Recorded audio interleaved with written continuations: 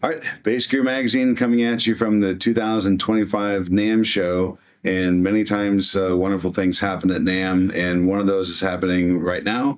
I have the chance to sit down with John Myung and do an interview, which I would have never thought I could do at a NAMM show. So thank you so much for taking the time to talk with us. I know we're going to talk about the bass and the gear in a little bit, but some exciting news is I know you guys have a new album coming out in February. And can you tell us the name of the album and like some of the styles you're shooting for on it? Parasomnia is the new record. We wrote it last year, and it was a fruit of just months of being in the studio with our original drummer, Mike Portnoy. They came back into the band, and it just feels right. Everything kind of fell into place, and it's kind of the way I remembered it, the chemistry that we had. So it just really flowed, and it was really nice to experience. So it was a really, really positive experience being in the studio again with the original drummer, and we're really happy with the songs, the way they came out. Apart from that, it's just a matter of listening to it, see if you like it. Yeah. Well, I'm sure you've had the chance to play with many wonderful drummers over your career, but there's probably something special when you have a deep connection with somebody and then maybe you didn't play together for a while, then you get to go back with them. What's that been like getting back and playing with Mike again? Well, it's like a family kind of experience because he was like our original drummer, the first drummer in the band, and you know, we grew up together. We all listened to and appreciated the same bands, like Rashias, and Maiden, and so him coming back, it just feels right. It's kind of like I knew there was a reason why this had to happen, you know. And I think when you hear the record, it's sort of that's what it states. Oh, that's awesome. Yeah. So record comes out in April and then February 7th. February. Yeah. And then a tour to follow. Yep. Right. North America tour starting at the Met in Philadelphia. Fantastic. Jumping back in time a bit, I feel like when I was becoming aware of Dream Theater and what you guys were bringing to the public's attention, there were two things that really stood out. One, I had never really seen anyone play a 6-string bass before, and I think that you probably really opened a lot of doors for people on what, you know, an extended range bass can bring to the table. And the other aspect was you made, you know, some of the extremely technical, you know, fast, difficult, you know, music very accessible. And there's something about the way you guys presented it where it didn't scare off the listener. You know, it really kind of invited you in. Did you kind of have a sense when you first started hitting the scene that we're doing something really special and we're going to pave a way, or was it just doing your thing and people happened to like it? Well, with our breakthrough album, Images and Words, I definitely felt that. It just felt like no one has any idea what's about to happen. Like it just kind of had that quality to it where, how could, I don't know, it had this undeniable quality to it. I mean, it's easy to say now, but I did feel that going into it. It was sort of like, well, you know, you didn't really know what was going to happen. I mean, you felt it. Right. And then it happened. You know, we started touring.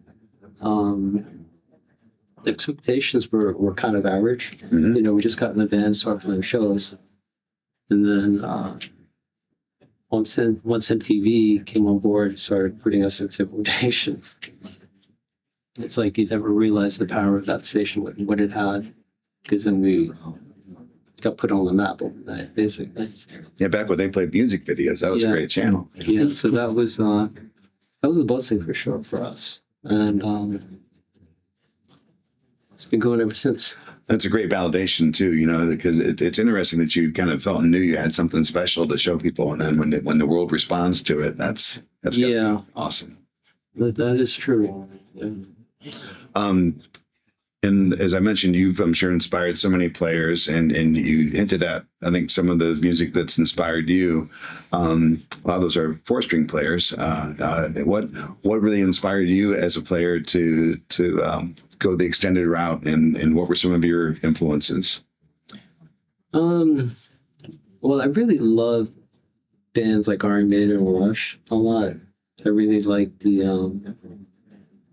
just the way the bass sounded and the role it played in the band. But I don't know, I just needed to have a little bit more strings on the neck to kind of keep up with the guitar, because I kind of see the bass as like a guitar, just with fatter strings. Right. But I also don't think you necessarily need six, because I think the limitations of an instrument is what sparks your creativity. It's not being able to do anything and everything. It's like, how do you work with this amount, do something with it? So that's when you really dig and try to push, and you start experimenting and trying to do things. So that's the point of gear, and using really good gear and really good instruments, because that helps you cross that bridge. Excellent. Speaking of which, I know you've been playing bongos for a long time. Can you tell us a bit about how you helped develop the six string and got into that? Well, I've always been a fan of music band, basses and stuff, and I had to come back playing music band, and I really liked the bongo. It seemed very musical, something right about it. It just has the right amount of fire and tension. A lot of basses you set up a certain way, and it just doesn't have the right amount of tension. Without the tension, there is no music in it. So it has in terms of workability and being able to go and get it to set it up and have it sit where it needed to be and to play. It's the most consistent for me, and it works for me. And having the six string, we've done some interesting things with the six string by utilizing a two-tone fretboard, which has a really cool kind of EQ quality to it. Whereas the ratio of the maple to the rosewood, where the maple kind of has a brighter EQ to it, and the rosewood has a little bit more warmer. So it really complements between the highs and lows in the bass as well. Oh, that's pretty cool. I hadn't thought of that. And the thickness or thinness of the neck, that's a pretty close spacing on there. What's your preferred string spacing?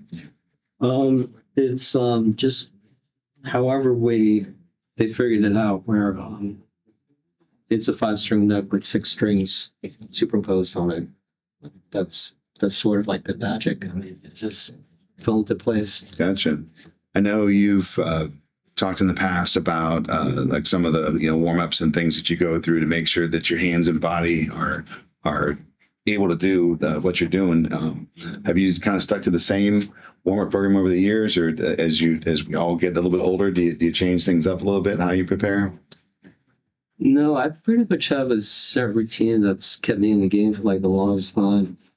It's just very kind of gentle, and then over time I just kind of loosen up, and then I feel okay, now I could really kind of go for it and lay into it. And so warm up is very critical for me. Yeah, it's just very mechanical, like warm-ups. But it's utilizing a whole different finger combinations, and I just kind of move up, and usually takes like an hour or two. Prior to a show, I like to have at least an hour and a half to warm up. Are you able to pretty consistently get the time you need, or do you sometimes get rushed where you're not able to go through your routine? Well, you definitely. That's what it's like being outdoors. There's never enough time. Yeah, but usually I could at least find like 45 minutes to an hour. And is there anything you do after the show? Like, do you either ice or relax or anti-inflammatories or? No, I just put it away.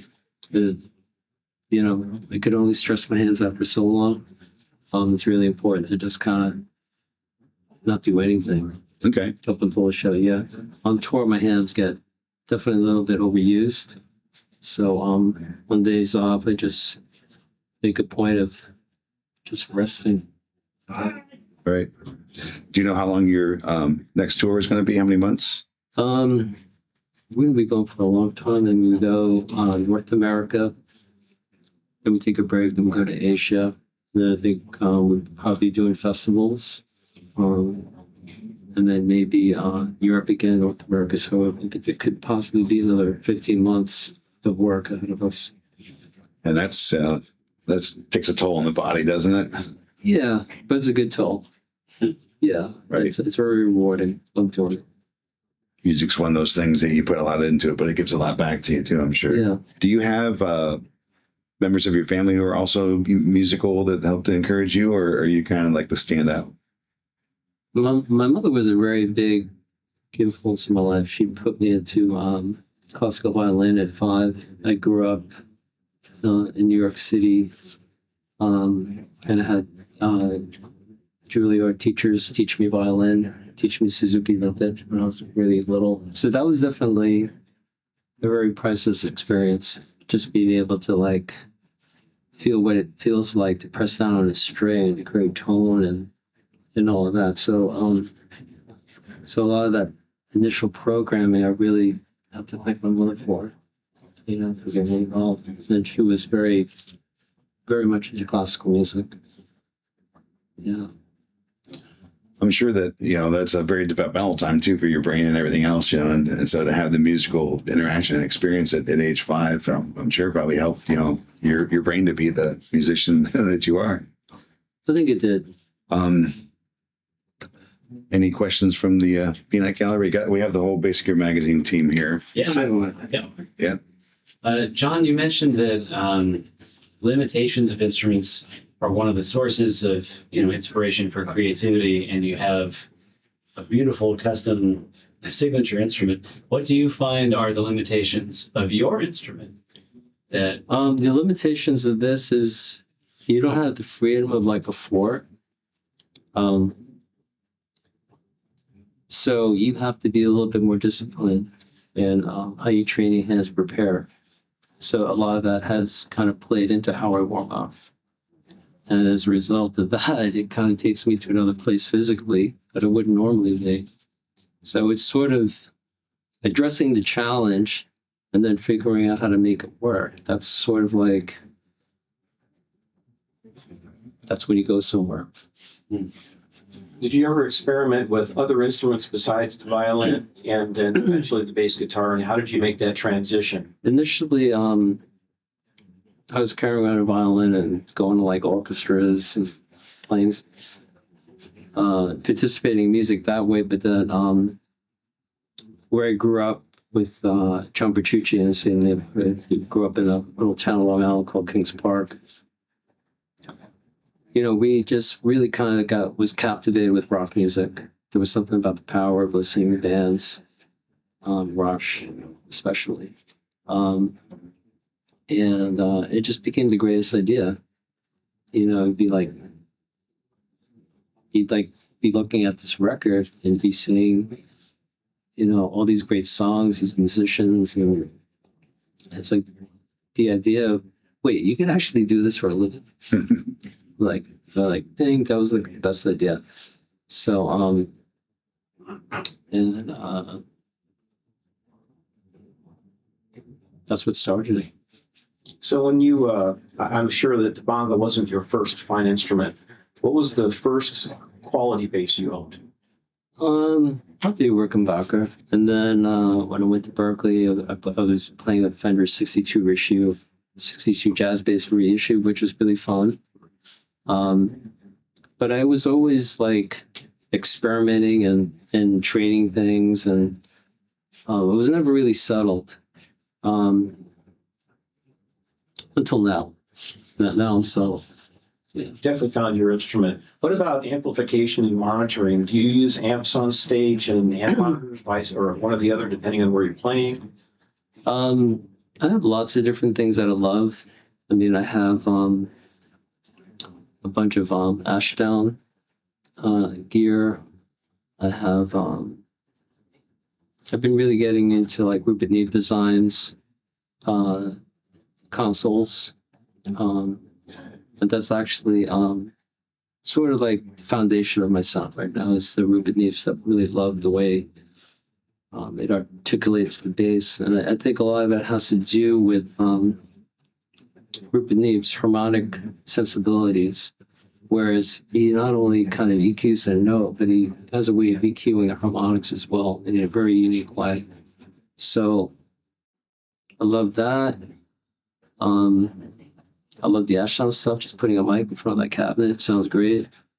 And have other stuff that I'm doing on this last run.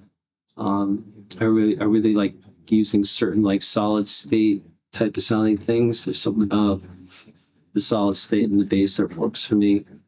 A company called SunCoast, which was originally Pierce, but there's something about his perspective too that I really enjoy a lot, and it's made a difference, big difference now. So on the other than amplification, and so like you've obviously found at least right now your favorite instrument. Are you considering or thinking about maybe some future changes to your instruments, some different design modifications, some different things Well, you might want to take it in some Without getting too far ahead of myself, I am pondering the possibility of doing a 4 and 5 string rendition of this perspective, which I think would be cool. And you can get it in orange now. Yeah, you can get it right. And I'm actually thinking about going back, doing some 4-string playing on the next record. So that would be interesting, kind of change things up as well. John, what's your pre-show routine? Do you have a specific routine that you always follow? Yeah, it's just a really gentle routine. I'd have to pick up the bass and play, Oh, but go for it. it's just really kind of